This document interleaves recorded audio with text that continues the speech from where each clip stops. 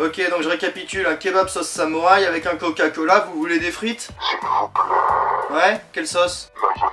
Mayonnaise. Mayo, ça marche, mayo. Café? Oui. Café noir? Le plus obscur. Eh ben allez, café noir, je vous donne le numéro 5 et puis vous attendez en salle, ça marche. Si vous connaissez un tant soit peu l'univers des nanars, vous savez très bien de quel film on va parler dans cette vidéo. Remarque, vous avez peut-être vu le titre du film dans le titre de la vidéo, ce qui voudrait dire que ma remarque n'a aucun intérêt. Bon, donc Turkish Star Wars, et attention, là on tape dans de la référence haute catégorie dans le monde des nanars, hein. Je veux dire, c'est pas le film de merde que t'as tourné avec tes potes au collège et l'appareil photo de ton père, hein. Non, non, non, non.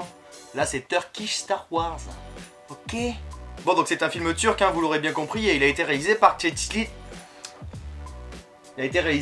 Çetin İnanç, voilà. Et le titre original c'est Dünyayı Kurtaran Adam. Voilà. Mon niveau en turc est vraiment pitoyable. Bon, et donc Dünyayı Kurtaran Adam, ça veut dire littéralement l'homme qui va sauver le monde. Et l'homme qui va sauver le monde, c'est lui, Cüneyt Arkın. Voilà, avec une prononciation très certainement approximative. Bon, il y a de grandes chances que vous connaissiez pas Cüneyt Arkın, hein, que l'on appelle aussi parfois le Alain Delon turc. Et pourtant, c'est un mec qui est hyper populaire en Turquie, je veux dire. Par comparaison, un mec comme Alain Delon, il a tourné dans 90 longs métrages.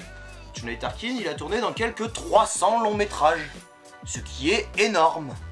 Énorme. L'histoire ne nous dit pas si le Alain Delon turc a un jour tripoté Miss Turquie. Bon, donc le pitch en gros, c'est Murat, un pilote de vaisseau spatial qui combat des extraterrestres et qui se perd et il se retrouve sur une planète. Cette planète, elle est envahie par l'Empire tyrannique et l'Empire tyrannique, ils ont un projet secret qui est de prendre plusieurs cerveaux humains et de les fusionner afin de constituer un immense cerveau, et ce afin de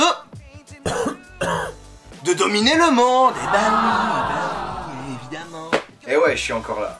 Et j'ai encore plein d'idées. Sans plus attendre, jeune Padawan, il est temps de se lancer dans cette formidable aventure turque et on fait donc un retour vers le futur de 1982 et je n'ai qu'une seule chose à te dire.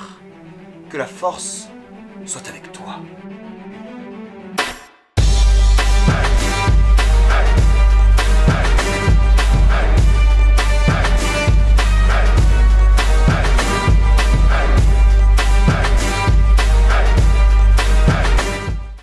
Bon, déjà, quand on pense à l'intro de Star Wars, on voit évidemment le texte déroulant qui nous met en situation.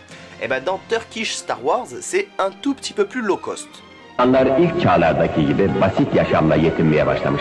Bref, donc le film démarre avec une guerre en vaisseau spatial tournée sur un fond vert dégueulasse. On dirait franchement qu'on filme un type qui se barre de la salle de cinéma où est diffusé Star Wars. Ce film est nul, je vais me faire un boulgour. Et d'ailleurs, ces plans incrustés, ce ne sont ni plus ni moins que des images du vrai Star Wars utilisées au profit de ce remake. Hé, George Lucas,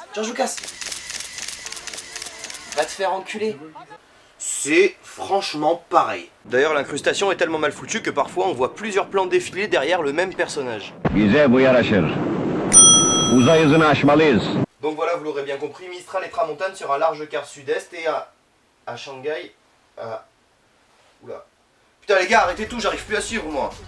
Après cette séquence de combat que même les acteurs ne semblent pas trouver crédible, Murat et son coéquipier s'écrasent sur une planète et se retrouvent dans un no man's land.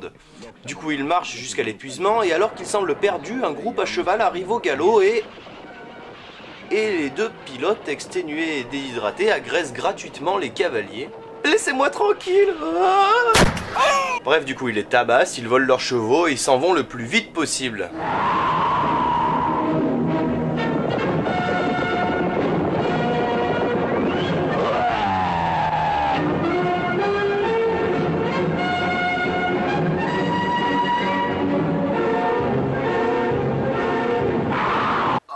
Putain, j'ai une crampe au cerveau. Ah, je sais pas ce qui me choque le plus, je veux dire. Est-ce que c'est ces tronches de singe qui s'incrustent comme ça au hasard ou est-ce que c'est ça? Ça, c'est Indiana Jones, c'est pas Star Wars. Donc quitte à voler de la musique, autant voler la bonne, hein. Je veux dire, ça a aucun sens sinon, c'est quoi le projet? Imaginez un instant... Ça le fait pas, on est d'accord. Et ben là c'est pareil. Alors volez, mais volez intelligemment. S'il vous plaît. Bon sinon Murat et son pote ils se font capturer par des Starship Troopers de pauvres et... Ah putain les cons. Mais malgré tout ils s'évadent très rapidement et ce de la plus épique des manières soit dit en passant. Tout cela avant de se réfugier dans la grotte d'une tribu dont le maître leur apprend que le morceau de la planète Terre sur lequel ils se trouvent est sous le joug d'un sorcier. Putain les scénaristes en carton. Non mais attends ça va, elle était bien cette idée. Si t'es pas content, moi je te remets des crocodiles et tu vas voir ça va pas traîner. Dans cette grotte, le Alain Delon turc flirte avec la Brigitte Bardot turque. Quand soudain les enfants se font attaquer par des momies en papier cul échappées de l'asile. Bref, là je suppose qu'on doit avoir peur, mais tout ce petit monde réussit à semer les momies, mais c'était sans compter sur le loup-garou super gay. Salut bande de folles. Et le loup-garou super gay tue tous les enfants. Non, non, non, ça n'est pas une blague. Le corps des enfants se transforme alors en momie papier cul, et là, attention, transition du millénaire.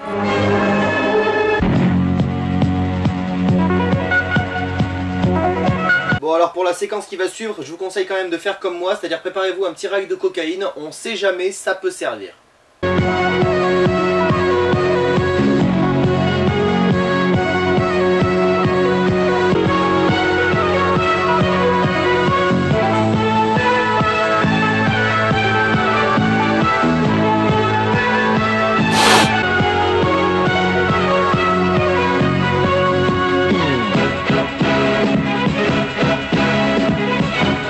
Garçon, arrête de te faire du mal un peu. Non mais regardez-le, il s'est vraiment fait mal en plus. Il s'est blessé tout seul en tapant comme un taré sur des cailloux, ce con.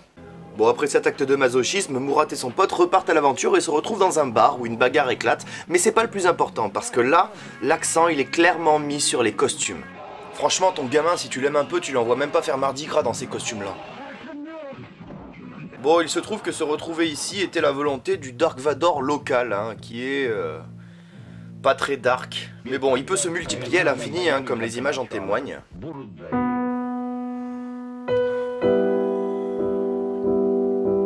Du coup, ils sont emmenés de force au pays de Dark Vador. D'ailleurs, le casting avec des noms comme Arkin ou Aytekin, je me dis peut-être que Anakin était un Turc, ce qui justifierait tout. Alors autant dans le bar c'était la scène thématique sur les costumes, que là c'est carrément la scène des bruitages.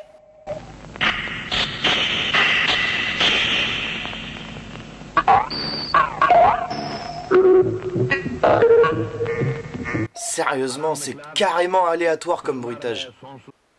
Putain les gars, on a un problème. Le bruiteur vient de nous laisser tomber. Pourquoi tu demandes pas au stagiaire de 3ème de s'en occuper?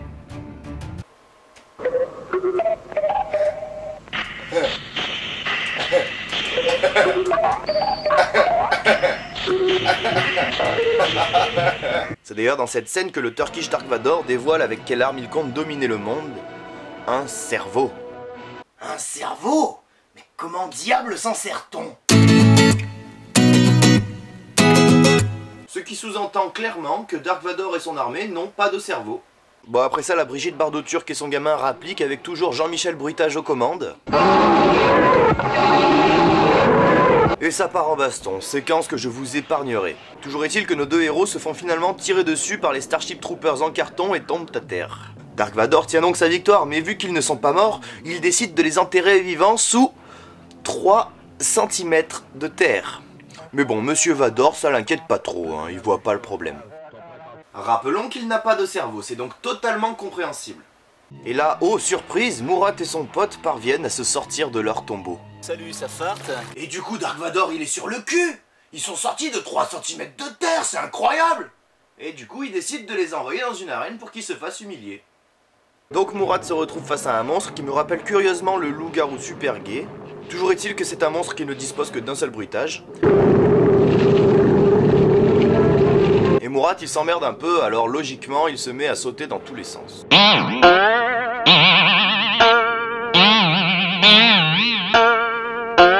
Putain, qu'est-ce que tu branles, Murat? Bon, finalement il défonce le loup-garou super gay et tout le monde s'enfuit. Voilà, et c'est à ce moment-là que Murat a ce que je suppose être un flashback où il se rappelle de son père, qui lui explique comment récupérer une certaine épée sacrée, et au passage il lui donne un petit cours d'histoire sur l'islam. Et du coup... Il a dit islam? Je crois bien qu'il a dit islam. Mais alors c'est un terroriste. Mais non, tu vois bien que c'est un gros con de raciste. Peut-être que sa vidéo est piégée. J'aurais jamais dû faire confiance à un barbu. Quoi?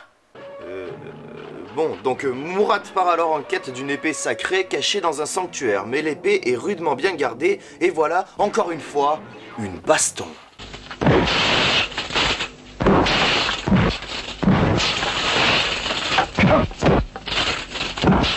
Une baston conceptuelle quoi. Si on ferme les yeux, on peut imaginer notre moment qui nous emballe un sandwich dans du papier alu. Et voilà Mourad fier qui a enfin entre les mains cette épée légendaire. Sans déconner, c'est quoi cette épée de merde? This is Sparta! Bon, maintenant qu'il dispose de ce légendaire bout de bois et aussi au passage du cerveau que lui a montré Dark Vador, il fait des envieux dont son propre collègue qui décide de lui prendre l'épée et le cerveau de force. Ah, l'amitié, à quoi ça tient? Il amène donc l'épée au chef de la tribu pour lui demander « Comment ça marche là ?» Et coup de théâtre, Dark Vador, qui peut se téléporter, prend la place du chef de la tribu et touche l'épée et le cerveau. Oui, parce que c'est à cet instant précis qu'on apprend que c'était aussi son souhait. Vous êtes paumé? C'est normal. Le chef de la tribu meurt lentement après ces événements et le collègue de Mourad, il a mauvaise conscience. Il se dit que c'est de sa faute, alors il part sans réfléchir pour venger le grand chef. Et il meurt. Faudra quand même m'expliquer qui c'est qui allait foutre une mine dans une grotte. Enfin bref. Et maintenant c'est Mourad qui a les glandes et ils ont tué son copain. D'ailleurs on vient d'apprendre qu'il s'appelle Ali depuis le début. Hein. C'est bien de l'apprendre en plein dénouement ce genre de truc. Ah putain c'était bon. Au fait moi c'est Charles. Ah ouais salut, moi c'est Suzanne. Enchanté. Oh. Donc Mourad, il est vénère et il brûle l'épée en chaîne sacrée ainsi que le cerveau, ce qui forme un liquide doré dans lequel il plonge les mains. Et du coup ça déconne plus, parce que maintenant il a des gants dorés et il a même des baskets dorées. Du coup il tabasse tout le monde. Avant, j'étais qu'un faiblard dans le monde de la free fight. Sur le ring, on me prenait pas au sérieux. Mais maintenant, j'ai les nouveaux gants dorés Freedom de Nike. Maintenant, on me respecte. Bats-toi pour ta liberté, Nike. Moi je me bats pour ma liberté de botter des culs. Et pour en botter des culs, il va en botter.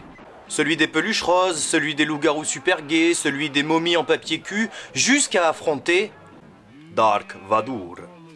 Et c'est un combat épique entre Mourad qui arrête pas de sauter dans tous les sens et l'attaque secrète de Dark Vador, le coup du rétroviseur de Peugeot. Prends le soleil dans la gueule, deviens aveugle. Oh mon dieu, il utilise ses mains pour se protéger. Il est vraiment malin. Haha, je t'ai niqué. Juste une question rapide, est-ce que vous avez déjà vu Dark Vador se faire défoncer la gueule façon Benny Hill? Non? Ah. Ouille. Aïe. Aïe, ouille. Oula, aïe. Ouille. Et enfin, le coup final.